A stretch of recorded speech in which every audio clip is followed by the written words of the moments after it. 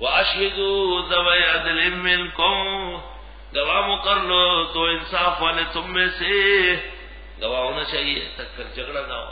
واقیموا الشہادۃ للہ، قائم کرو شہادت اللہ کے لیے، ذالکم یوعظ بہ، نصیحت ہو رہی ہے من کان یؤمن باللہ والیوم الآخر، اس کو جو ایمان رکھتے اللہ آخرت کے دن پر، ومن یتق اللہ، جو اللہ سے ڈرے، یجعل لہ مخرجا، وہ دے دے گا اس کو نکلنے کا راستہ، ویرزق، روزی دے گا، من حیث لا یحتسب، من حیث لا یحتسب، جہاں سے اس کو گمان نہیں ہوگا۔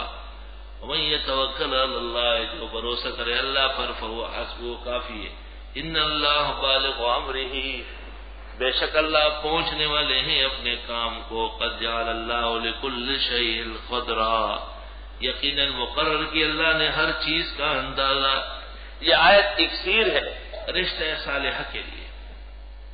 عشاء کی نماز سے فارغ ہو کر 3 مرتبہ سورہ فاتحہ پڑھی جائے، 3 مرتبہ درود ابراہیمی، اور پھر 75 مرتبہ یہ آیت پڑھی جاتی ہے، ومن یتق اللہ یجعل لہ مخرجا ویرزقہ من حیث لا یحتسب ومن یتوکل علی اللہ فہو حسبہ ان اللہ بالغ امرہ قد جعل اللہ لکل شیء قدرا۔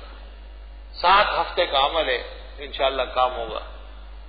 کبھی دیر ہوتی ہے حکمت کے تحت تو دوبارہ شروع کر